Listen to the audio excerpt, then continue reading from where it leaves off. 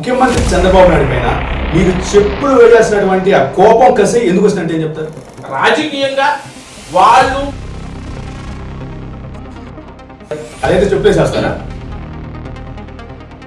మంత్రులు ఇలానే ధ్వంసం చేసి పెట్రోల్ బాంబులు వేసి తగలబెడుతుంటే మీరంతా సందీపులు కూడా తగలబెట్టవచ్చు. అప్పుడు నాకు తెగువ ఏంటంటే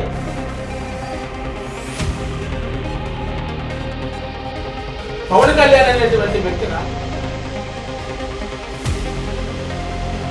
ఇప్పుడు మీరంతా నీ మాటలు కనుక జన సైనికులు వీర మహిళలు పవన్ కళ్యాణ్ అభిమానింటే మీ పరిస్థితి ఎక్కడో తెలుసా? ఇవన్నీ చాలా చూసాం. ప్రశాంతంగా పడుకొని ఎన్ని రోజులు మీరు నిద్రపోయే సందర్భంలో పోలీసులు మీకు గుర్తొస్తున్నారు. పోలీసులు ఏం చేస్తారు? పోలీసులు ఏం చేస్తారు? అయితే ఎంబీఏ చదివినటువంటి మిమ్మల్ని ఒక రౌడీ షీటర్ మాదిరి నడి రోడ్డుపై నడిపిన సందర్భంలో ఇక చాలు ఈ రాజకీయాలు అని మీరు అనుకోవడం కానీ మీ కుటుంబ సభ్యులు కానీ ఎవరు గుర్తు రాలేదా? సహజంగా మా అమ్మ చెప్తుంది ఏమనంటే, అయ్యా 2 కిలోమీటర్లు నడి రోడ్డు పైన ఒక రౌడీ షీట్లా నడిచినప్పటికీ లేదా నడిపించినప్పటికీ కూడా వీళ్ళు ఇంకా ఫైర్ అనేది చల్లారది ఏంటి? ఆ తెగువ ధైర్యం ఏంటి? మా ధైర్యం జగన్మోహన్ రెడ్డి గారు. సందీప్ శృంగార్ పార్టీ అడుగులు జగన్మోహన్ రెడ్డితో ఎప్పటి వరకు పడతాయంటే ఏం చెప్తారు? జగన్మోహన్ రెడ్డి గారి కోసం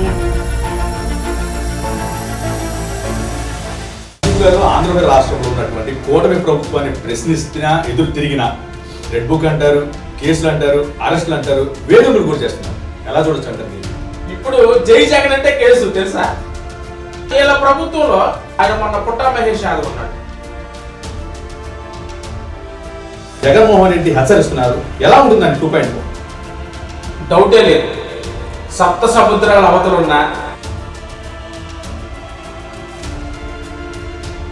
నాకు ఈ ₹1 ఆంధ్రప్రదేశ్ రాష్ట్రంలో ఏం వస్తుంది, మీరేం ఇప్పించగలుగుతారు చెప్పండి. నేనే ఇప్పించలేదు కానీ లోకేష్ గారి దగ్గరికి పోతే ఇప్పిస్తాడు. అయితే షర్మిల గారిని వైసీపీ కార్యకర్త అందరూ కూడా ప్రేమగా షర్మిలమ్మ అంటుంటే ఆమె మాత్రం వైసీపీ కార్యకర్తలందరూ కూడా కుక్కలు అంటున్నారు. ఇప్పటి వరకు కూడా షర్మిలమ్మ అనే పిలిచాం. ఎందుకంటే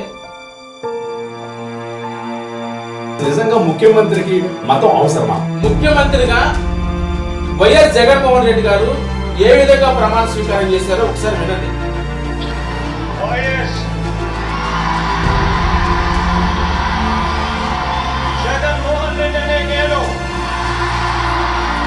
చిత్తశుద్ధితో జగన్మోహన్ రెడ్డి గారు చేశారు.